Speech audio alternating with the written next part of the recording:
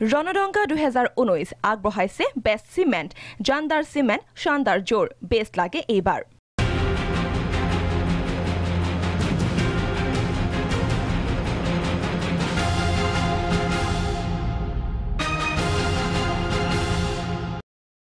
আমি আৰম্ভ কৰিবলৈ লৈছো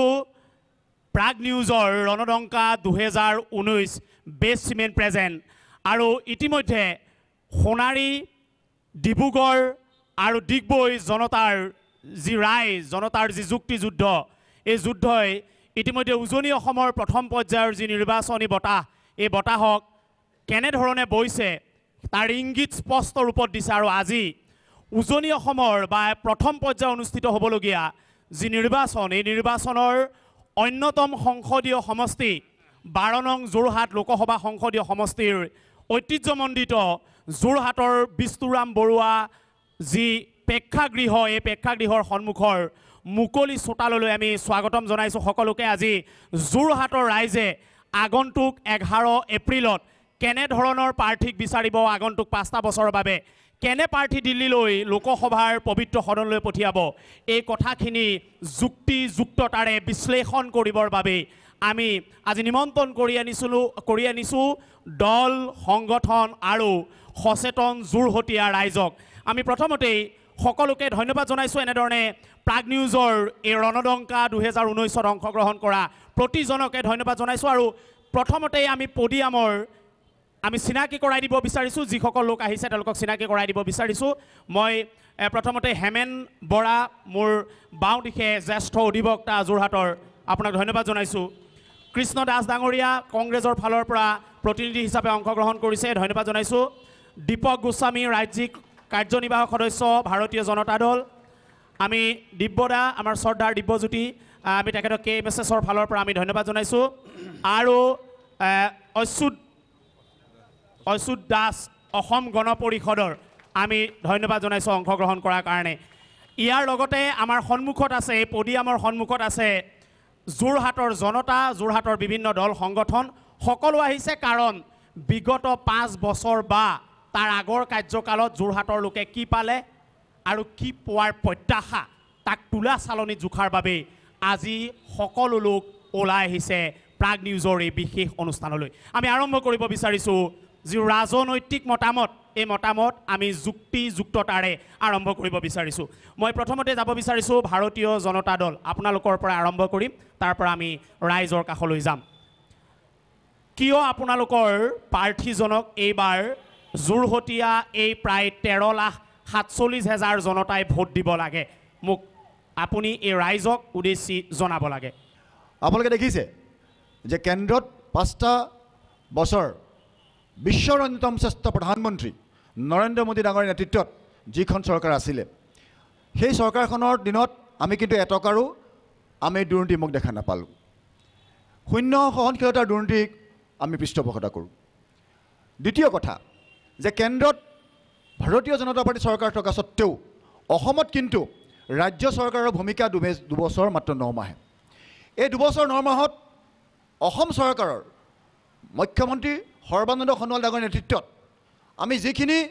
উল্লেখযোগ্য পদক্ষেপ গ্ৰহণ কৰিছোঁ সেইখিনি কিন্তু সঁচাকৈ প্ৰশংসনীয় আৰু সেইবাবে আপোনালোকৰ প্ৰতিনিধিজন দিব লাগে আমি যাম চমুকৈ ল'ম প্ৰথমটো আমি কংগ্ৰেছ দলৰ ফালৰ পৰা চমুকৈ তাৰপিছত আমি দীঘলীয়ালৈ যাম কিয়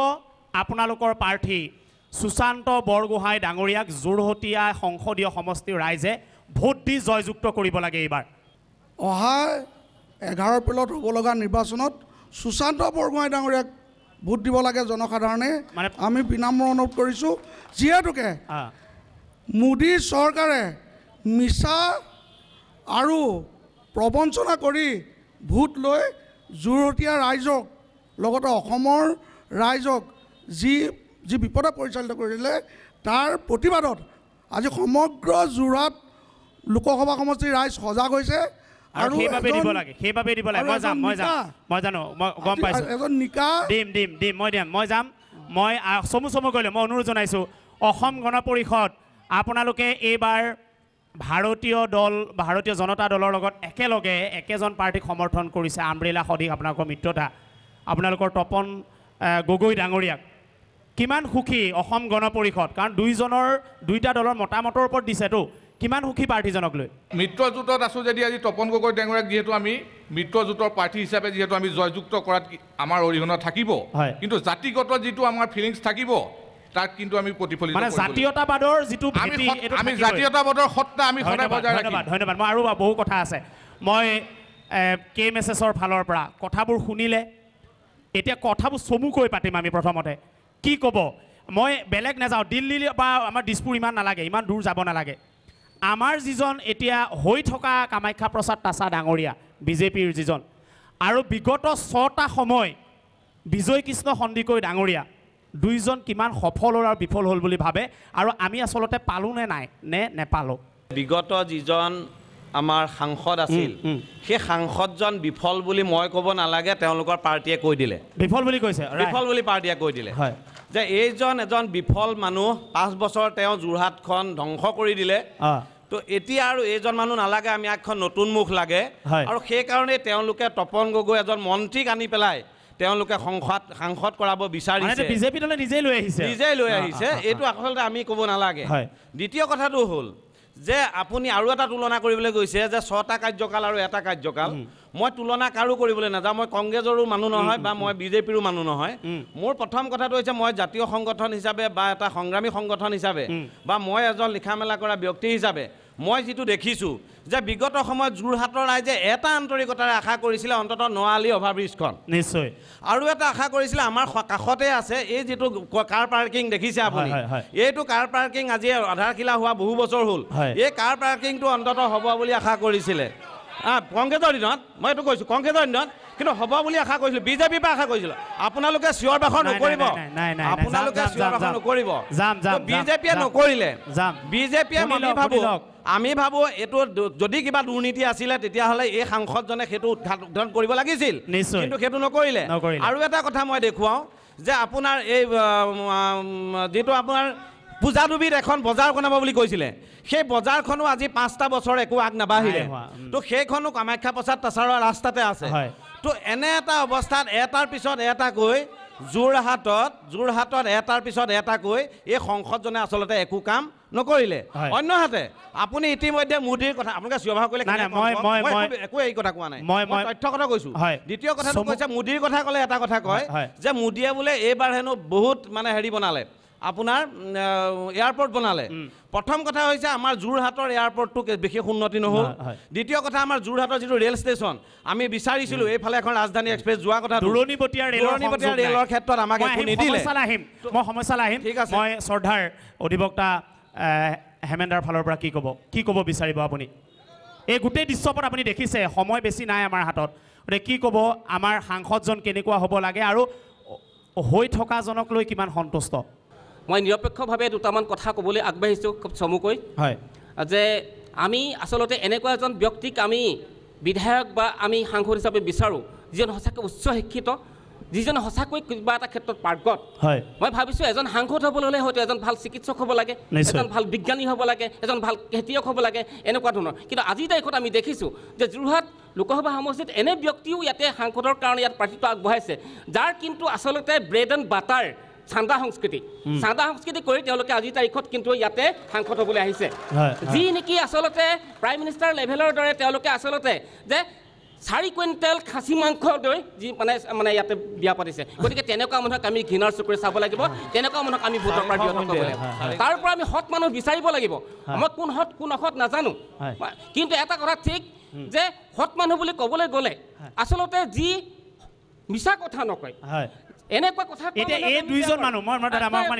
এই দুইজন মানুহক লৈ আপুনি কিমান মিছা কথা যি নকয় এনেকুৱা মানুহ যি নকয় যে মাজুলীত দলং হ'ব নিমাতী ঘাটৰ পৰা অসমত এখন মহিলা বিশ্ববিদ্যালয় যোৰহাট মহিলা বিশ্ববিদ্যালয় তাত এনেকুৱা এখন চৰকাৰ ইয়াত হৈ গ'ল যিখন চৰকাৰৰ দিনত আমাৰ বিশ্ববিদ্যালয়ৰ ছাত্ৰীসকলে ৰাতি ইয়াতে আহি প্ৰতিবাদ কৰিব লগা হৈছে আৰু ইয়াৰ যোৰহাটৰ সাংসদজনে ক'লে যে এখন কেতিয়াও ওমেন ইউনিভাৰ্চিটি হ'ব নোৱাৰে এইটো হায়াৰ ষ্টাডিজ চেণ্টাৰহে হ'ব লাগে ধিক্কাৰ দিছোঁ এইটো কণ্ডেম কৰিছোঁ আৰু লগতে দেখিছে এই যি পেট্ৰল ডিপুটো দেখিছে হিতেন গোস্বামী ডাঙৰীয়া কথাও ইয়াত সাঙুৰিব লাগিব যিহেতুকে তেখেতে ছাপৰ্টত আছে তেখেতে জিকাৰ দুদিনৰ পিছতে এই বিহাৰী মানুহজনৰ চেলুনখন ভাঙি পেলালে তেওঁ কিন্তু এই পেট্ৰল ডিপুটো কিন্তু ভাঙিবলৈ সাহস কৰিলে টেবুলৰ তলেদি কিবা এটা কাৰবাৰ কৰিলে নিশ্চয় মই আহিম আপোনাৰ মনৰ কথাটো কওক কেনেকুৱা হ'ব লাগে সাংসদজন আৰু যি দুজনক দিছে এই দুজনক লৈ আপোনাৰ মতামত কি চাওক যেতিয়া তেলেংগানাত তেওঁলোকৰ আঞ্চলিক ইছ্যু হৈ পেলাই যেতিয়া তাত সংসদৰ উত্তেজনা সৃষ্টি হৈছিলে তেতিয়া বিজেপি সংসদৰ মাত মাতিছিলে কিন্তু আমাৰ নাগৰিকত্ব সংশোধনী বিধেয়কৰ আমাৰ যিটো সমস্যা সেই সমস্যাটো হৈ পেলাই যেতিয়া তাত হৈছিলে কিন্তু কোনো এজনে মাত মতা আমি দেখিবলৈ নাপালোঁ আমাৰ নিজৰ অসমীয়া সন্তানে নাই আমাৰ নিজৰ সন্তানে কিন্তু নাই মতা আমি আৰু এটা কথা আমি এইখনতে উল্লেখ কৰিব পাৰোঁ যে যিহেতু আমাৰ সাধাৰণতে যিজন নিৰ্দলীয় হৈছে তেওঁ আজি কৈছে যে নিবনুৱা সমস্যা বা আমাৰ যিখিনি গৰাখহনীয়া সমস্যা সমাধান কৰিব লাগে চবেই কৈ থাকে কিন্তু সমাধানৰ সূত্ৰটো কি তেওঁ এটা ভিজন দিব পৰা নাই আজি তেওঁলোকে 300 টকা তেল ভৰাই পেলাই বাইক ৰেলী উলিয়াই দিছে কিন্তু মই বিচাৰোঁ যে এখন এনেকুৱা সভা হওক তেওঁলোকে নিবনুৱা সমস্যা কেনেকৈ কৰিব এনেকুৱা ধৰণৰ প্লেনিং নাই মই আহি আছোঁ দীপক গোস্বামী ডাঙৰীয়া মোৰ কথাটো হ'ল এইটো বা মোৰ নহয় জনতাই ইতিমধ্যে কৈছে কেবে অসুবিধা নেপেলাবনে আপোনালোকক একদম চমুকৈ কেবে অসুবিধা নেপেলাবনে মই প্ৰথমতে এইটো ক'ব বিচাৰোঁ যে প্ৰধানমন্ত্ৰী নৰেন্দ্ৰ মোদী ডাঙৰীয়া কেইবাবাৰ অসমলৈ আহিলে হয় ইতিমধ্যে তেওঁ চাংচাৰী যিখন এইমছৰ আধাৰশিলা স্থাপনলৈ আহিছিলে এটা কথা স্পষ্ট কৈ গৈছে যে অসম তথা অসমীয়া জাতিৰ ধ্বংস হোৱা কাম অসমীয়া জাতিৰ কোনোদিনে অন্যায় সাধন কৰা তেওঁ পৰিপ্ৰেক্ষিত নহয় নাই এতিয়া এই কেবখনে ধ্বংস কৰিব নে ভাল কৰিব নাই আমি কেবৰ কথালৈ এতিয়া অহা নাই যিহেতু কেবখন যোৱাবাৰ নহ'লে বিজেপি দলৰ প্ৰতিনিধিসকলক এটাই কৈছোঁ আৰু এই বাৰ্তাটো সকলোৱে জনা উচিত আমাৰ স্থিতি অসমৰ প্ৰতিটো দল সংগঠনৰ স্থিতি নাগৰিকত্ব সংশোধনী আইনৰ বিৰুদ্ধে এই কথা স্পষ্ট অসমৰ প্ৰতিটো জাতীয় দল সংগঠন মই এজন অধিবক্তা হয় আমাৰ অধিবক্তা সন্থাৰ সদৌ সন্মুখীন সন্থাৰ সিদ্ধান্ত হয় সকলোৰে সিদ্ধান্ত নাগৰিকত্ব সংশোধনী আইনে অসমৰ ক্ষতি কৰিব কিন্তু আপোনালোকেহে ভাবে অসমৰ উপকাৰ কৰিব কিন্তু নৰেন্দ্ৰ মোদীয়ে আমাক উপকাৰ সাধন কৰি দিব নালাগে মাত্ৰ কেবখন নানো বুলি কওক কিন্তু আপোনালোকৰ বক্তব্যত এটা কথা কৈছে অমিত শ্বাহ ডাঙৰীয়াই যে এনে কেব কিয় আনিব সেইটো কৈ দিছোঁ অসমৰ ৰাইজে বোলে কেবৰ সপক্ষে ইতিমধ্যে ভোটদান কৰিছে দুটা নিৰ্বাচনত সেইবাবে এইবাৰ কি আমি আপোনালোকক হৰুৱাই সেইটো প্ৰতিবন্ধ কৰিব লাগিব নেকি যে কেবখনে আমাৰ অপকাৰ সাধন কৰিব এই কথাটো হৃদয়ংগম কৰিব লাগিব আচলতে সেইবাবে মই আপোনালোকে ক'ব বিচাৰিছে ক'ব পাৰে মই এটা কথা ক'বলৈ বিচাৰিছোঁ আপুনি দেখিছে বিজেপি চৰকাৰৰ মানুহবিলাকৰ কথা এখেতক সুধিলে আপুনি কেবৰ কথা এখেতে ক'লে বেলেগ এটা বস্তু তেনেকৈ আমাৰ যিজন বিজেপি দলে সাংসদ দিছে তেখেতে অসম চৰকাৰৰ মন্ত্ৰী তেখেতক বিভিন্ন দল সংগঠনে সুধিছিলে সাংবাদিকে সুধিছিলে যে আপুনি নাগৰিকত্ব এই জাতিধ্বংসী বিধেয়কখন কি কৰিব তেখেতক আমি টিভিত দেখিছিলোঁ তেখেতে কৈছিলে যে 6 জনগোষ্ঠী জনজাতিকৰণ কৰিম আকৌ সোধে আপুনি এই বিধেয়কখনৰ বিষয়ে কওক আকৌ কয় তেখেতে যে 6 জনগোষ্ঠীক জনজাতিকৰণ কৰিম গতিকে এইসকলক লৈ আমি কি আশা কৰিব পাৰিম আৰু আপুনি চাওক তেখেতে কৈ দিলে যে এজন প্ৰধানমন্ত্ৰী বোলে প্ৰশাসনিক মুৰব্বী এজন প্ৰধানমন্ত্ৰী মোৰ ভুল হ'ব পাৰে মই নাজানো যদি আমাৰ ভাৰতবৰ্ষত তেনেকুৱা চলি আছে ক'ব নোৱাৰোঁ আজি ইমান দিনৰ পৰা আমি এজন প্ৰধানমন্ত্ৰী এজন মুখ্যমন্ত্ৰীক আমি চৰকাৰৰ মুৰব্বী বুলি জানো আৰু আপোনালোকে এনেকুৱা কথাবিলাক কৈ নৱপ্ৰজন্মক বিমুখ নকৰিব আমাৰ আশা নৱপ্ৰজন্ম আমাৰ আশা এই চৰকাৰখনক বিমুখ নকৰিব ভাৰতীয় জনতা পাৰ্টি ফালৰ পৰা এইফালৰ পৰা কিবা আছে নেকি ক'বলগীয়া মই কেবৰ কথাটোত আচলতে আপোনালোকে ক'বই নোৱাৰিব যেন মোৰ লাগে মোৰ আপোনাৰ ফালৰ পৰা আজি প্ৰবীণ ৰাজনীতিবিদ বিজয় কৃষ্ণ সন্দিকৈ ডাঙৰীয়া তেখেত যিহেতু ইতিমধ্যে নাই গতিকে তেখেতৰ কাৰ্যক্ৰমণিকা আমাৰ দাঙি ধৰাৰ সেই ধৃষ্টতা কোনো নাথাকে তথাপিতো তেখেতৰ নাম নকৈ এই সমষ্টিৰ পৰা প্ৰতিনিধিত্ব কৰিছিল গতিকে তেখেতৰ কথা যে আপুনি ক'লে ক'বলগীয়া নাই নেকি কিন্তু আমি এটা কথা ক'ম তেখেতৰ উল্লেখনীয় কাম কোনটো দেখুৱাই দিয়ক যিটো আমি ক'ব পাৰোঁ এটা উল্লেখনীয় কাম দেখক যিটো আমি ক'ব পাৰোঁ আৰু দিব্যজ্যোতি ডাঙৰীয়া আমি এটা কথা কৈছোঁ দিব্যজ্যোতি বৰা ডাঙৰীয়া আমি কৈছে দিব্যজ্যোতি বৰা ডাঙৰীয়া এটা কথা কৈছে তেখেতে কৈছে যে তেখেতে কৈ আছে তেখেতক এটা কথা অনুৰোধ কৰিছোঁ অখিল গগৈ ডাঙৰীয়া কিবা ঠিকা লৈ থৈছে নেকি অসমৰ ৰাইজৰ ঠিকা লৈ থৈছে বিজেপিয়ে লৈ থৈছে নেকি বিজেপিক ঠিকা দিছে নেকি কোনোবাই নাই লোৱা আমি বিজেপিক ঠিকা দিছে নেকি এটা সংগঠন চলে কেবৰ বিৰুদ্ধে এবাৰ অসমৰ ৰাইজে ভোট দিব আপোনালোকৰ জৰিয়তে এটা কথা নিশ্চিন্ত থাকক আপোনালোকে আমি ৰাষ্ট্ৰীয়তাবোধ কৰা মানে বিৰুদ্ধে ভোট দিব জাতীয়তাবাদীৰ তেজ আছে এবাৰ অসমৰ ৰাইজে কেবৰ বিৰুদ্ধে ভোট দিব জাতীয়তাবাদীৰ তেজ আছে আহিছোঁ আপুনি 1 মিনিট বিজয় কৃষ্ণ সন্দিকৈ 2টা বা 3টা কাম আমাৰ স্বৰ্গীয় বিজয় কৃষ্ণ সন্দিকৈদেৱৰ এটা নালাগে, আমি কেইবাটাও উদাহৰণ দিব পাৰিম। আজি ভাৰতবৰ্ষৰ ভিতৰত দ্বিতীয় যিখন NID সেইখন কাৰ দিনত হৈছিলে? সেইখন বিজয় কৃষ্ণ সন্দিকৈৰ দিনত হৈছিলে। যোৰহাটৰ ষ্টেডিয়াম কাৰ দিনত হৈছিলে? বিজয় কৃষ্ণ সন্দিকৈৰ দিনত হৈছিলে। যোৰহাটৰ যিটো ছুইমিং পুল কাৰ দিনত হৈছিলে? বিজয় কৃষ্ণ সন্দিকৈৰ দিনত হৈছিলে। আপোনালোকৰ MP তাছা ডাঙৰীয়া কি কৈছে? এই হলটোত 1,45,000 টকা দিছিলে। এই হলটোত সেইটো মই জানো, আপোনালোকে নাজানে, মই জানো। মই যোৰহাট পৌৰসভাৰ বৰ্তমান মই সদস্য। যোৰহাট পৌৰসভাত 1,45,000 এই হলটোত দিছিলে। আপোনালোকৰ কৰা কাম সেইটোৱেই। বিৰতি ল'ব লাগিব, মই আকৌ আহিম। বেষ্ট চিমেণ্ট প্ৰেজেণ্ট ৰণদংকা 2019ত আমি এক বিৰতি লৈছোঁ। বিৰতিৰ পিছত আকৌ আহিম উভতি।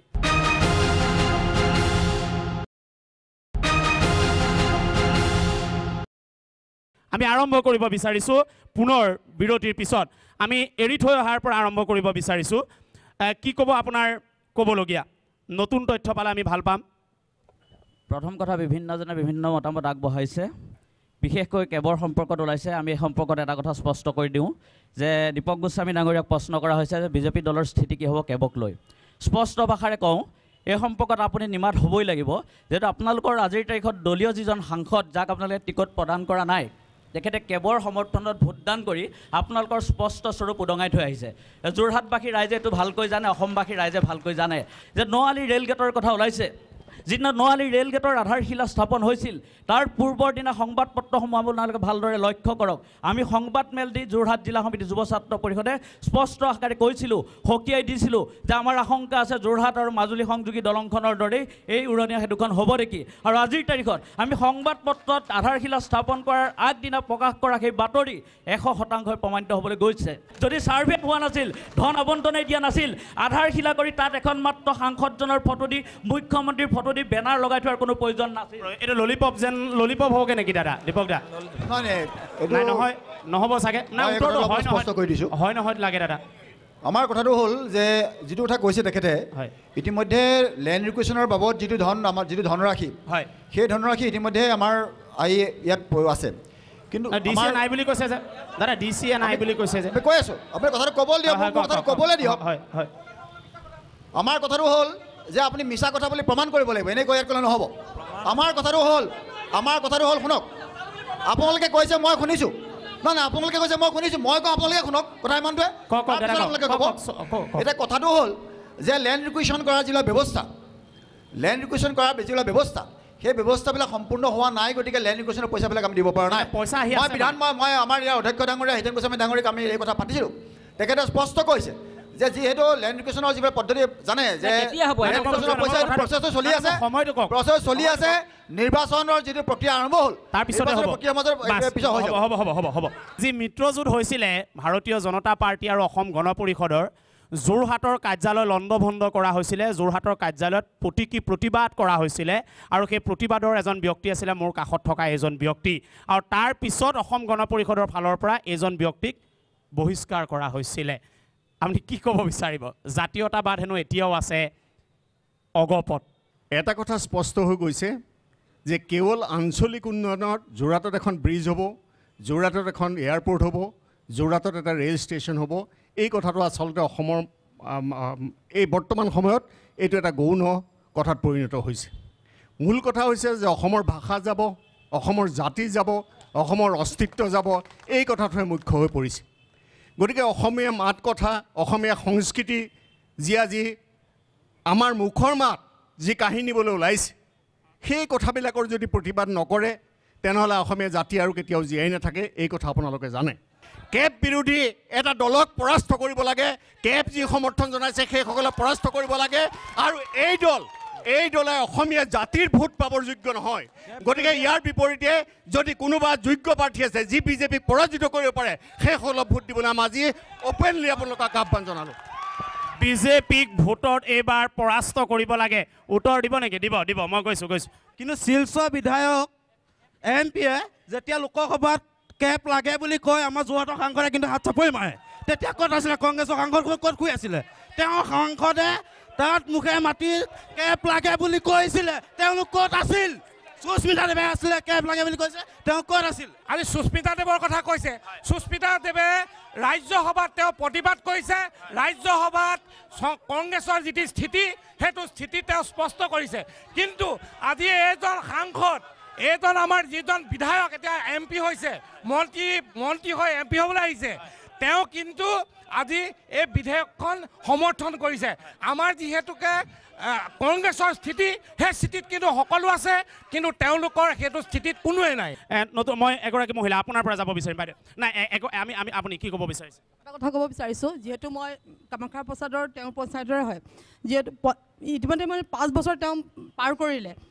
কামাখ্যা প্ৰসাদে নিজেতো একো কাম নকৰিলে আমাৰ পঞ্চায়তত যিহেতু আহিছে তেওঁ আছে মোক মাত্ৰ 3টা কাম দেখাই দিব লাগে যিটো তেওঁ যোৱাটোৰ বাদেই দিয়ক নিজৰ পঞ্চায়তত তেওঁ 3টা কাম কি কৰিলে তেওঁ কি কৰিলে গম পাইছেনে যোনটো আমাৰ পঞ্চায়তত 14 ফাইনেন্স বুলি এটা ফাইনেন্স আহে যিটো বহুত বেয়া ৰাস্তা আছিলে কিন্তু তেওঁ কি কৰিলে তেওঁৰ ঘৰৰ মুখৰ ৰাস্তাটো তেওঁ সেই পঞ্চায়তৰ ৰাস্তাৰ পইচাৰে তেওঁ কৰিলে গতিকে কি কৰিলে কওক পডিয়াম যাব লাগিব এবাৰ পডিয়াম হেমেন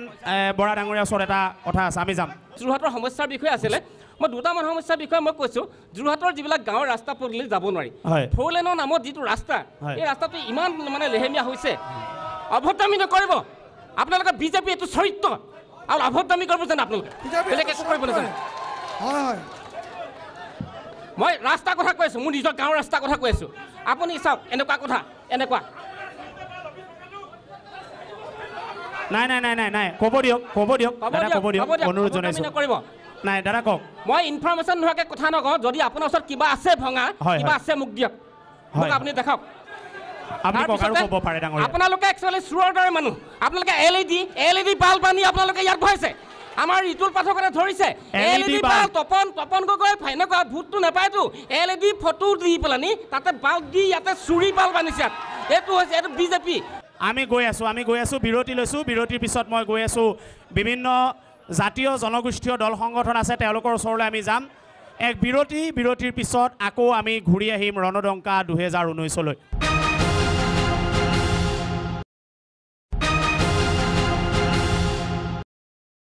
বিৰতিৰ পিছত পুনৰ আমি স্বাগতম জনাইছোঁ বেষ্ট চিমেণ্ট প্ৰেজেণ্ট ৰণদংকা 2019 আমি জাতীয় জনগোষ্ঠীয় সংগঠনৰ পৰা আৰম্ভ কৰিম একেবাৰে অনুৰোধ জনাইছোঁ 2 হাত আপোনালোকক জুৰি যে 30 ছেকেণ্ডৰ ভিতৰত কথাখিনি ক'ব এটা কথা মই আপোনালোকক ক'ব বিচাৰিছোঁ যোৰহাটৰ এখন সাংস্কৃতিক নগৰী গতিকে আপোনালোকে যিমান চিঞৰ বাখৰ কৰিছে যোৰহাটৰ কোনো ঐতিহ্যটো নাথাকিবই মই এটা কথা আপোনাক ক'ব বিচাৰিছোঁ যে আমাৰ যিজন সাংসদ আছিলে আগতে এই সাংসদজনে সেইদিনা টিভিত এটা ইণ্টাৰভিউত কৈছিলে যে কংগ্ৰেছৰ দিনত যিখিনি কাম কৰি আছিলে সেইখিনি আমি সম্পূৰ্ণ কৰিলোঁ কামাখ্যা প্ৰসাদ তাচাক কৈ গৈছিলোঁ তেনেকৈ আৰু এতিয়া যিজন আমাৰ কামাখ্যা প্ৰসাদ তাচাক বাদ দি যিজন আনিলে তেওঁ এজন কেবিনেট মিনিষ্টাৰ তেখেতক আনি বিজেপিয়ে তেখেতক মানে সাংসদ হিচাপে তেখেতক প্ৰাৰ্থী প্ৰেৰণ কৰিছে সেইটো আপোনালোকৰ দলীয় সিদ্ধান্ত আমি যোৰহাটবাসী ৰাইজে গোটেই অসমক এটা মেছেজ দিব বিচাৰিছোঁ যিখন জাতিধ্বংসী বিধেয়ক এই বিধেয়কৰ বিৰুদ্ধে আমি ভোটদান কৰিম গতিকে মই এইখিনি কথাই কৈছোঁ কিবা এটা উত্তৰ ইয়াৰ পৰা ওলাইছে মই দাদা আপোনাক যুৱ ছাত্ৰ পৰিষদৰ ফালৰ পৰা পৰিয়ালৰ ফালৰ পৰা কি ক'ব বিচাৰিব একদম স্পষ্টকৈ মই ক'ব বিচাৰিছোঁ যে যোৰহাটৰ সাংসদগৰাকী এনেকুৱা এজন হ'ব লাগে যিগৰাকীয়ে সাধাৰণ জনতাৰ অনুভৱ কৰিব লাগে আৰু আজি কথা কোৱা নাই মই আগৰ পৰা কৈছোঁ আৰু ভৱিষ্যতৰ কথা কৈছোঁ যে এনেকুৱা এজন হ'ব লাগে যিজনে সাধাৰণ জনতাৰ অনুভূতি সকলো উপলব্ধি কৰিব লাগে আৰু সমাজৰ সকলো কাম তেওঁলোকে সুচাৰুৰূপে কৰি যাবলৈ চেষ্টা কৰিব লাগে গুৰুত্বপূৰ্ণ কথা কৈছে সাংসদজন সামাজিক মানে দায়বদ্ধতাৰ কথা কৈছে মই বিজেপিৰ ওচৰলৈ আহিম তাৰ আগত মই 2-এজনৰ লগত কথা পাতি ল'ব বিচাৰিছোঁ আপুনি কওক দাদা কি ক'ব বিচাৰিব আমাৰ কথা হৈছে যে আপোনালোকক আমি ধন্যবাদ জনাইছোঁ প্ৰাগ নিউজক কিন্তু এই সময়ত কেৱল আমি বিজেপিয়ে কংগ্ৰেছক গালি পৰা আৰু কংগ্ৰেছে বিজেপিক গালি পাৰি থাকিলে কিন্তু আমাৰ ৰাইজৰ সমস্যা সমাধান কিন্তু কেতিয়াও নহয় এইটো কিন্তু আমি অতীজৰ পৰা দেখি আহিছোঁ যে এটা পাৰ্টিয়ে এইটো পাৰ্টিৰ দুখবোৰ আজি 5 বছৰ আগতে কি কৰিলে 10 বছৰ আগতে কি কৰিলে এইটো পাৰ্টিয়ে সেইটো পাৰ্টিক গালি পাৰে সেইটো পাৰ্টিয়ে ইটো পাৰ্টিক গালি পাৰে আমি বহুৱাৰ নিচিনাকৈ আমি হাত মুখ মেলি পেলাই চাই থাকিব লাগে তাৰ বাহিৰে আমাৰ কিন্তু কোনো লাভ কোনো কালে নহ'ল আপোনালোকে যোৰহাট মেডিকেল কলেজলৈ যদি নিশা 10টা বজাৰ পিছত যদি যায় এজন ডক্টৰ নাপায় এজন নাৰ্ছ নাপায় আপুনি যিটো কথা আছে গোকাত মিছা কথা মই এমাহৰ আগত মোৰ এতিয়া প্ৰেছক্ৰিপশ্যন আছে মই ডাঙৰ ল'ৰা 2টা বজাত মেডিকেললৈ নিছোঁ 1টা বজাত মেডিকেলত মই ডক্টৰক দেখাইছোঁ ডক্টৰ পাইছোঁ গোকাত মিছা কথা মই ডক্টৰ প্ৰেছক্ৰিপশ্যন লিখিব পাৰিম মিছা কথা এইটো নিশ্চয় মই পিছৰ পৰা আহিম কথা ওলাইছে কিন্তু মই আপুনি এপাক ক'ব লাগে কওক দাদা কওক আচলতে আজি যি ৰণদংকা আমি প্ৰাগ নিউজক ধন্যবাদ জনাইছোঁ আচলতে আগৰ বক্তাজনেও কৈছে যে আমাৰ ৰাজনৈতিক দল বহুত আছে, যিটো কংগ্ৰেছ বিজেপিৰ মাজত আমি গালি পাৰি থাকিলে আমাৰ সমস্যা নহয়। যোৰহাটৰ বহুত সমস্যা আছে। আজি আমি কৈছোঁ যে আমি ইয়াত চিঞৰ বাখৰ কৰিবলৈ নিমাতীৰ যিটো নদী বান্ধৰ যিটো অৱস্থা হৈছে চবতকৈ ডাঙৰ সমস্যা। নিমাতী বান্ধটো যদি বাৰিষা এইবাৰ নিমাতী এই যোৰহাট টাউন নাথাকিব, কিন্তু আমি ইয়াত চিঞৰ বাখৰ কৰিবলৈ জেগা নাথাকিব। যোৰহাটত মহিলা বিশ্ববিদ্যালয় হ'ল, মহিলা বিশ্ববিদ্যালয়খন এতিয়ালৈকে স্থাপন। যোৰহাটৰ যিবিলাক আমাৰ দৰকাৰী বস্তু ৰেলৰ অভাৰব্ৰিজ, যোৰহাটত যিখন ডাঙৰ এখন দূৰণিবতীয়া ট্ৰেইনৰ সংযোগ নাই, এই সমস্যাখিনি সমাধান কেনেকৈ কৰিব পাৰোঁ আমি বিজেপি দলকো আমি আহ্বান জনাইছোঁ, কংগ্ৰেছ দল যিয়েই নহওক আমাৰ এই সমস্যাবিলাক আমি সমাধান কৰিবলৈ কিন্তু একগোট হ'ব লাগিব। আমি চব যোৰহাটীয়া আমি ককাই ভাই, ইয়াৰ মাজত আমি কাজিয়া কৰি আঙুলি জোকাৰিলে কিন্তু আমাৰ সমস্যা সমাধান নহ'ব। নিমাতী এইবাৰ ভাগ্য ভাল, চৰকাৰৰ ভাল চাগে এইবাৰ সেই কবাল সৌভাগ নাহিলে, কিন্তু নিমাতীৰ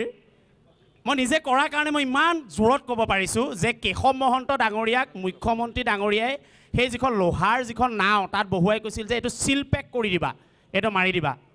আজিও দেখোন একোৱেই হোৱা নাই তাত। আৰু মই এইকাৰণে ক'লোঁ যে আপোনালোকৰ যিজন যোগ্য বুলি ভবা মানুহক তাত জলসম্পদ মন্ত্ৰী দিছে, সেই মানুহজনক কৈ থৈ যোৱাও কথা নহ'ল। এতিয়া এই কথাবোৰতো আপোনালোকক সুধিব, কি উত্তৰ দিব? চাওক, মই যিহেতু আপুনি কেশৱ মহন্ত ডাঙৰীয়াৰ কথা কৈছে, চৰকাৰে নিদিলে নে আপোনালোকৰ মন্ত্ৰীজনে নকৰিলে? নাই, নিশ্চয় আমাৰ মন্ত্ৰীয়ে যিহেতু এতিয়াও চেষ্টা অব্যাহত ৰাখিছে। আৰু মই এটা কথা কৈছোঁ, এনেকুৱা এটা বস্তু নহয় য'ত আজি দিলে কাইলৈ হৈ যাব, তেনেকুৱা এটা কথা নহয়। যিটো কামৰ কিছু প্ৰচিডিউৰ থাকে, সেই প্ৰচিডিউৰ মতে যেতিয়া যাব তেতিয়াহে কাম হ'ব। মই উত্তৰ দিওঁ, মই যাম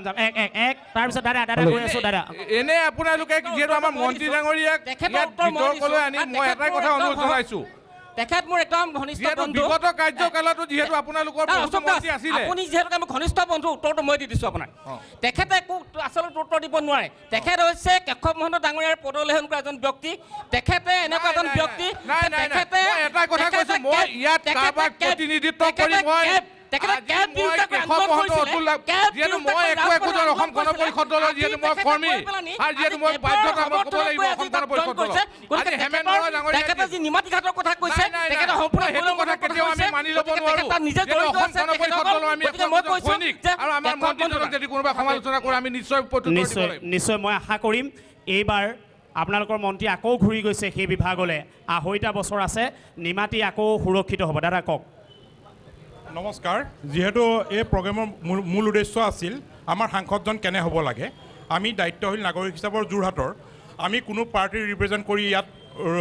বহি থকা নাই। আমি বিচাৰোঁ যে এনেকুৱা এজন নেতা আমাৰ যোৰহাটৰ লগতে আমাৰ অসমৰ পৰা আগবাঢ়িব লাগে লোকসভালৈ, যিজন ব্যক্তি শিক্ষিত হোৱাৰ লগতে তেখেতৰ যিটো ভাষিক যিটো ইংলিছ বা হিন্দীৰ যিখিনি তেখেতৰ আয়ত্ব আমাৰ অসমৰ কোনো এজন সাংসদে ভালকৈ ডিবেট কৰিব পৰা অৱস্থাত নাথাকে। আমাৰ বিচাৰোঁ যদিও শিক্ষিত ভাষিক যিটো আপোনাৰ লেংগুৱেষ্টিক যিটো আপোনাৰ নলেজ হ'ব লাগে, স্পিকিং টকিং যিটো স্পিডিত হ'ব লাগে, আমি বিচাৰোঁ এনেকুৱা এজন সাংসদ এটলিষ্ট যোৰহাটৰ পৰা অসমৰ পৰা যিকোনো পাৰ্টিৰ পৰা যাব লাগে, যিজনে অসমৰ কথা উত্থাপন কৰিব পাৰে। মই আৰু এজন আছে, খিলঞ্জীয়া অধিকাৰ সংগ্ৰাম মঞ্চ। কি আছে পইণ্ট যদি কিবা আছে কওক। আচলতে যোৰহাটৰ কথা কওঁতে আমি ৰাষ্ট্ৰীয় প্ৰেক্ষাপটৰ কথাবোৰ বেছিকৈ কৈছোঁ। যোৰহাটৰ সাংসদজনে যোৱাবাৰ লোকসভা নিৰ্বাচনৰ আগত কৈছিলে যে যোৰহাটৰ যিটো যান জঁটৰ মূল সমস্যাৰ কাৰণ টাস্ক ষ্টেণ্ডটো ইয়াৰ পৰা উঠাই নিব, কিন্তু সেইটো কোৱাৰ পাছতে ব্যৱসায়ীসকলৰ লগত এটা গোপন মিটিং হ'ল। এই গোপন মিটিঙৰ পাছত টাস্ক ষ্টেণ্ড আজিও টাস্ক ষ্টেণ্ড হৈ থাকিলে। সম্পূৰ্ণ তথ্য আছে আমাৰ ওচৰত আছে। কি কাৰণে কোনে চিফাৰিছ কৰিছিলে যে টাস্ক ষ্টেণ্ড উঠি যাব নালাগে। দ্বিতীয় কথা, দীপক দা আপোনাক অনুৰোধ জনাইছোঁ যে কিবা মেছেজ আছে নেকি সেই ট্ৰাক ষ্টেণ্ডটো যাবগেনে এই কোণৰ পৰা? এইটো প্ৰচেষ্টা অব্যাহত আছে। 5 বছৰে কৰিব নোৱাৰিলে, 5 বছৰে কৰিব নোৱাৰিলে। সম্পূৰ্ণ তথ্য আছে। প্ৰচেষ্টা কেনেকৈ এজন সাংসদ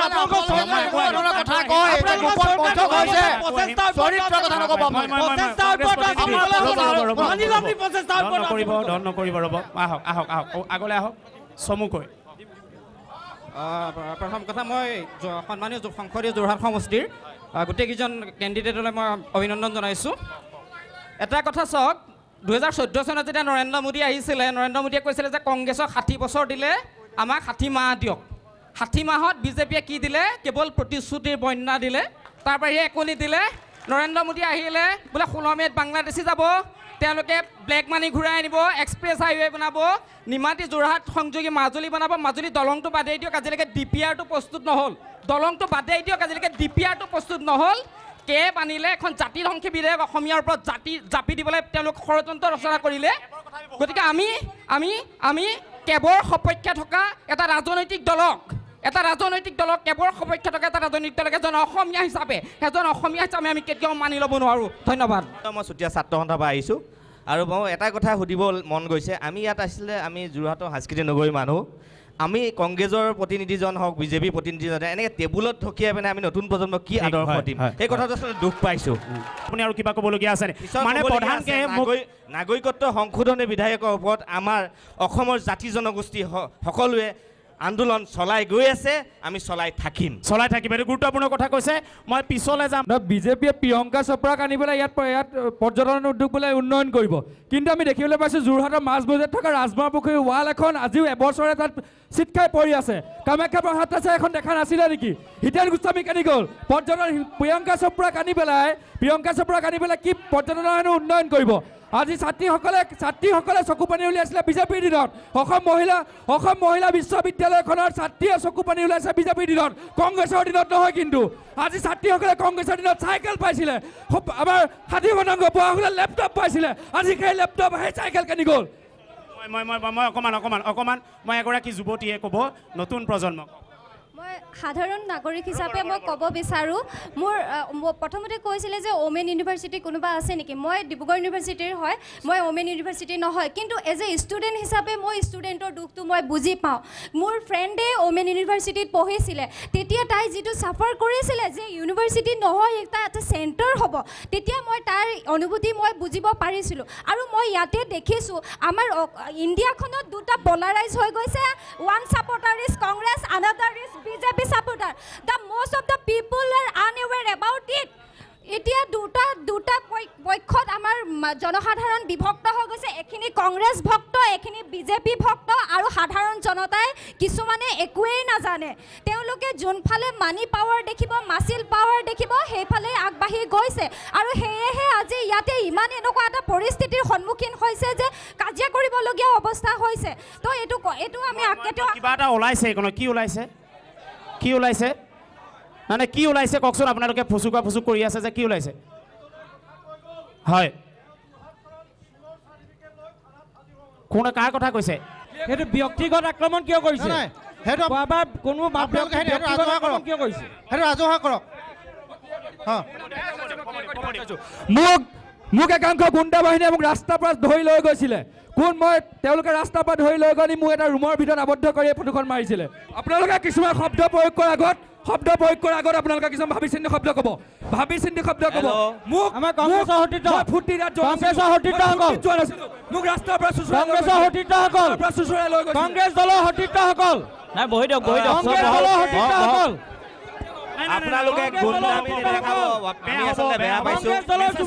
আপোনালোকে যোৰহাটৰ ঐতিহ্য ৰক্ষা কৰক অনুৰ মই ব্ৰেক ল'ব লাগিব আপোনালোকে একদম উঠি নাযাব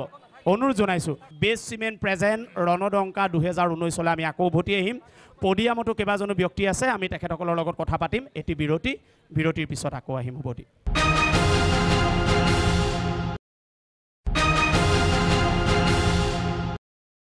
বিৰতিৰ পিছত এই মুহূৰ্তত পুনৰ ঘূৰি আহিছোঁ ঐতিহ্যমণ্ডিত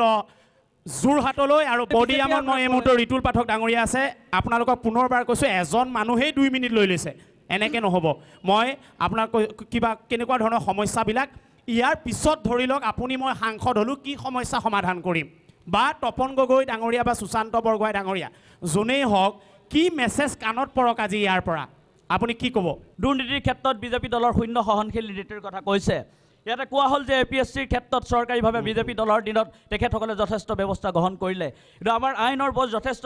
বৃহৎ অভিজ্ঞতা নাই কিন্তু যিখন সামান্য অভিজ্ঞতা আছে আমি জনামতে এজন দন্ত চিকিৎসকে দিয়া গোচৰৰ ভিত্তিত APSCৰ তদন্ত প্ৰক্ৰিয়া হ'ল বহুকেইজন জেললৈ গ'ল কিন্তু এই বিষয়টোত চৰকাৰীভাৱে গোচৰ দাখিলৰ প্ৰক্ৰিয়া থাকিব লাগিছিল যাৰ কাৰণে আহিবলগীয়া দিনত কিন্তু গোচৰৰ চূড়ান্ত ৰায়দানৰ সময়ত যথেষ্ট সংখ্যক অভিযুক্ত সাৰি যোৱাৰ প্ৰক্ৰিয়া আছে আৰু এটা কথা কওঁ, চৰকাৰে আজিৰ তাৰিখত বিভিন্ন বিভাগত দুৰ্নীতি হৈ আছে। আজি যোৰহাটক প্ৰতিনিধিত্ব কৰা সন্মানীয় সাংসদ কামাখ্যা প্ৰসাদ তাছা ডাঙৰীয়াই নিজেই প্ৰতিদিন কোনোবা এটা চেনেলৰ টক শ্ব'ত বহি তেখেতে কৈছিল যে আমি টকা খাব লাগিব, কিহৰ কাৰণে? ৰাইজক দিবৰ কাৰণে। মানে আমি এই দুৰ্নীতিৰ ক্ষেত্ৰত তেখেতসকলৰ এই কথা কৈছোঁ, কিন্তু মই এই কথাখিনি কোৱাৰ অন্তৰালত এইটো কথা নাই যে মই প্ৰত্যক্ষভাৱে কংগ্ৰেছ দলক সমৰ্থন কৰোঁ। বিগত দিনত যোৰহাট সমষ্টিক প্ৰতিনিধিত্ব কৰা যিজন প্ৰয়াত সাংসদ আছিল, তেখেতেও সংসদৰ মজিয়াত নীৰৱ ভূমিকা গ্ৰহণ কৰে বুলি যোৰহাটৰবাসী ৰাইজৰ এটা আক্ষেপ আছিল, কিন্তু প্ৰকৃতাৰ্থত তেখেতে নীৰৱ ভূমিকা গ্ৰহণ কৰিছিল। তেখেতক লৈ যোৰহাটবাসী ৰাইজ সন্তুষ্ট নাছিল। দুৰ্নীতিৰ কথা কৈছে যে আপোনালোকৰ আগৰজন সাংসদ মানে এতিয়াৰ সাংসদজন দুৰ্নীতিযুক্ত,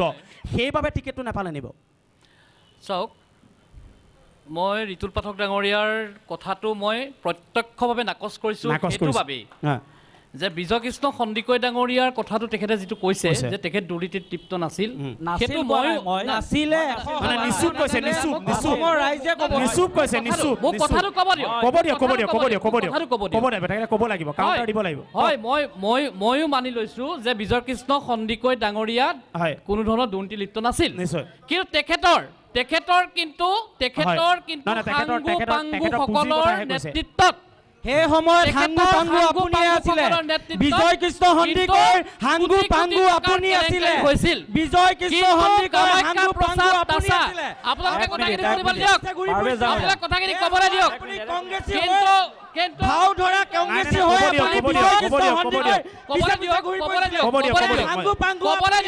কি ক'ব বিচাৰিব যোৰহাটৰ সংসদীয় সমষ্টিক লৈ?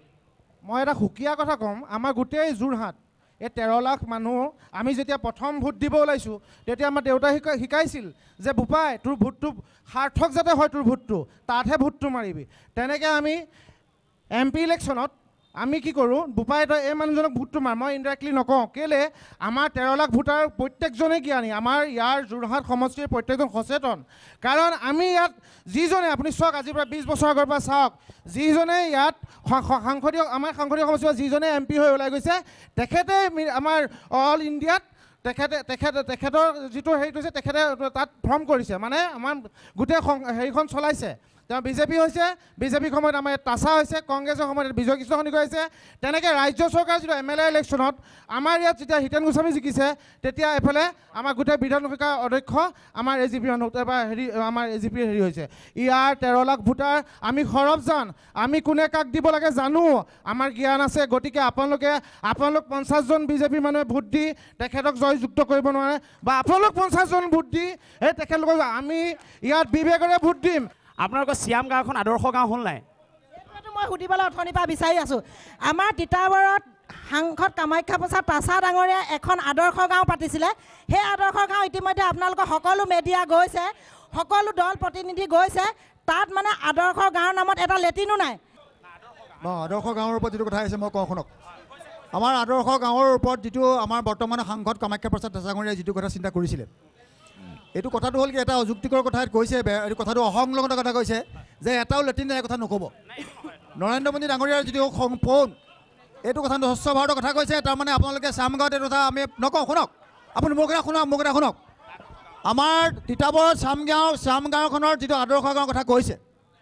আপোনালোকে জানে যে কেন্দ্ৰত চৰকাৰ হৈছে, অসমত 2 বছৰ 9 মাহে আমি শাসনকাল পাইছোঁ। ৰ'ব, MP জনে মোক এটা শুনক, আপোনালোকে শুনক না। আপোনালোকে আৰে MP জনে আপোনাৰ ঘৰৰ ৰাস্তা নবনায়, নলা নবনায়। MP জনে পাৰ্লিমেণ্টত সেই বস্তুটো পাছ কৰি আনে, তাৰ দায়িত্ব হৈছে বিধায়কজনৰ। আপোনালোকৰ তিতাবৰৰ বিধায়ক কোন? আৰু যিটো আদৰ্শ গাঁৱটো ফ্লপ শ্ব', গতিকে হাততালি দুইফালৰ পৰা পঢ়ক, একো নাই। যিটো নহয় এইটো জোৰ জবস্তি নকৰিব। এটা বিৰতি ল'ব বিচাৰিছোঁ, বিৰতিৰ পিছত আকৌ উভতি আহিম আমি আজিৰ ৰণদংকা 2019লৈ।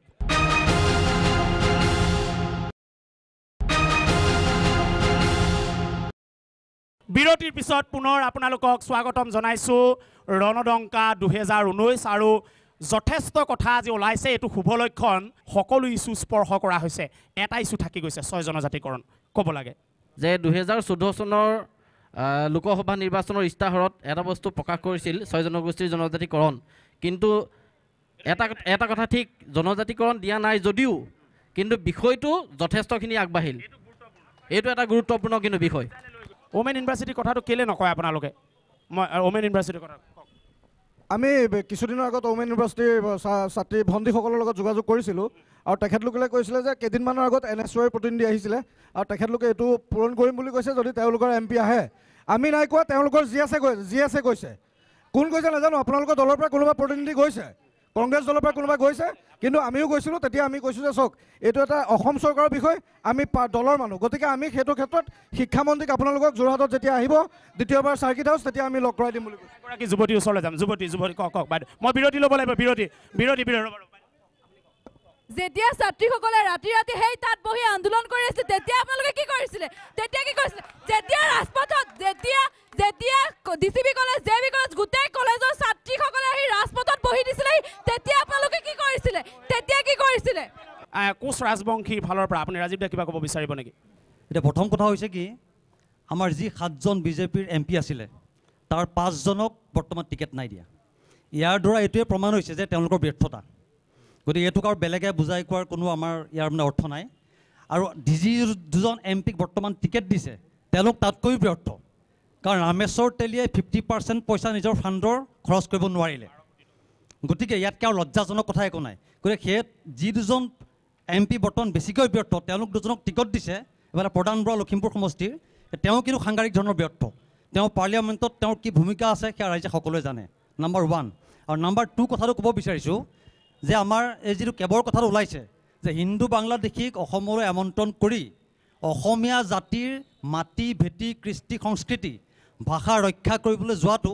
গছত গৰু উঠা কথা আৰু পৰ্বতত কাছকণী বিচৰাৰ নিচিনা হৈছে গতিকে সেইটো আমি সম্পূৰ্ণ বিৰোধিতা কৰিছোঁ আৰু যিটো কোচ ৰাজবংশীৰ কথা কৈছে কোচ ৰাজবংশীৰ বৰ্তমান জনজাতিকৰণৰ যিটো প্ৰক্ৰিয়া চলি আছে বিজেপি চৰকাৰে কৈছিল যে 6 মাহৰ ভিতৰত আমি জনজাতিকৰণ কৰিম কিন্তু 5 বছৰ হৈ গ'ল সেই প্ৰক্ৰিয়াতে চলি আছে গতিকে এইটো আমাৰ কেতিয়া সম্পূৰ্ণ হ'ব এটা বৰ সাংঘাতিক হাৱা চলিছে যে যেনেকৈ এইবাৰ আকৌ মোদী চৰকাৰ কৈছে যে ময়ে চকীদাৰ এইটো কথাত কিবা ক'বলগীয়া আছে নেকি চাওক মোদী চৰকাৰ নহয় বিজেপি চৰকাৰ হয় মোদী চৰকাৰ মানে এজনৰ চৰকাৰ গতিকে এজনৰ চৰকাৰ আৰু শেষ মানে এইটো একনায়কত্ববাদ তেওঁলোকে পৰিৱৰ্তনৰ কথা বৰ্তমান শেষ হ'ল আমাৰতো পৰিয়াল কেনে হোৱা নাই সোনিয়া গান্ধী নাই ৰাহুল গান্ধী নাই প্ৰিয়ংকা গান্ধী নাই আপুনি চিন্তা কৰক আপোনালোকৰ যিকেইজন MP আছিলে সেইকেইজনেই নাই অসমত যিকেইজন আপোনাৰ 7জন MP আছিলে এতিয়া আহিলোঁ বিঅপিটোৰ ক্ষেত্ৰত বিঅপিটো মোৰ ঘৰৰ পৰা নাতি দূৰত অৱস্থিত এই বিঅপিটো যেতিয়া অসমৰ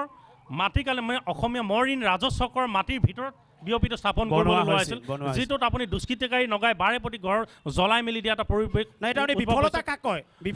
এই গোটেই ক্ষেত্ৰত আপুনি দেখিব জিলা প্ৰশাসনৰ লগত বাৰম্বাৰ আলোচনাত মিলিত হোৱাৰ পিছতো আজিলৈকে জিলা প্ৰশাসনে এটা মেৰুদণ্ড তাত দেখুৱাব পৰা নাই হয় আৰু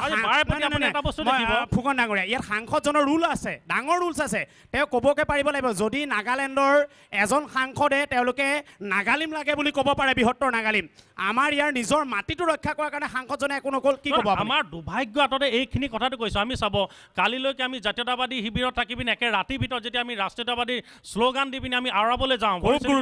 গতিকে এই সমস্যাবিলাক আমাক জাতি অসুবিধা দিছে যোৰহাটৰ যিটো ডাম্পিং গ্ৰাউণ্ড এটা জ্বলন্ত সমস্যা সেইটোৰ ওপৰত দুই পক্ষৰ পৰা আমি মতামত বিচাৰোঁ যোৰহাটৰ টুকুলাইখনৰ ওপৰত আজিলৈকে সমাধান নহ'ল টুকুলাইখনৰ খনন কাৰ্য কিয় আধৰুৱা হ'ল কিয় এতিয়া সমাধান হ'ব তাক আমাক উত্তৰ লাগে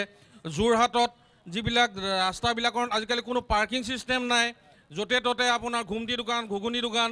আপোনাৰ ক'তো ৰাস্তাত গাড়ী মটৰ ব্যৱস্থা থাকিব নোৱাৰা হৈছে কোনো শিক্ষাৰ্থীবিলাক স্কুললৈ যোৱা ল'ৰা ছোৱালীবিলাক সুকলমে যাব নোৱাৰা অৱস্থা হৈছে সেইবিলাকৰ ওপৰত আমাক এখেতসকলৰ পৰা জবাব লাগে এই মুহূৰ্তত ডাম্পিং গ্ৰাউণ্ডৰ যিটো সমস্যা এই সমস্যা যোৰহাটত এনেকুৱা ধৰণৰ এটা পৰিৱেশ হৈছে ৰাজহুৱা সভা পাতি উপায়ুক্ত মহোদয়ক ক'বলগীয়া হৈছে যে ধোঁৱা বন্ধ কৰক ডাম্পিং গ্ৰাউণ্ড বিজ্ঞানসন্মত প্ৰক্ৰিয়াৰে কৰক আটাইতকৈ ডাঙৰ কথা যে কংগ্ৰেছ দলেও এইটো কাম কৰিব নোৱাৰিলে চৰকাৰ থাকোঁতে আৰু এই কামটো আজিৰ তাৰিখত 5 বছৰ থকা পিছতো বিজেপি দলৰ কেন্দ্ৰ ৰাজ্যত চৰকাৰ থকা পিছতো কৰিব নোৱাৰিলে কোনে কৰি দিব কৰিব কোনে আমি আশা কৰিম আগন্তুক যিখন চৰকাৰে ইয়াত চৰকাৰ গঠন কৰক বা যিজন সাংসদে নিৰ্বাচিত হৈ যাওক এইটো এটা অন্যতম যোৰহাটৰ সংসদীয় সমষ্টিৰ ইছ্যু হিচাপে লৈ যাওক তাৰ প্ৰত্যাশা কৰিছোঁ আটাইকেইজনকে ধন্যবাদ জনাইছোঁ যোৰহতীয়া ৰাইজক ধন্যবাদ জনাইছোঁ জাতীয় দল সংগঠনক ধন্যবাদ জনাইছোঁ সকলো ওচৰলৈ যাব দিব নোৱাৰিলোঁ ক্ষমা বিচাৰিব কিন্তু পুনৰবাৰ কৈছোঁ যে আগন্তুক 5 বছৰৰ বাবে যিজন সাংসদ যাব এইজনক লৈ যাতে আমি আগন্তুক 5 বছৰৰ পিছত এনেকুৱা ধৰণৰ ডিবেট কৰিব নালাগে যি সমালোচনামূলক ডিবেট হওক ধন্যবাদ জনাইছোঁ ৰণদংকা 2019-ৰ পৰা আমি বিদায় লৈছোঁ ধন্যবাদ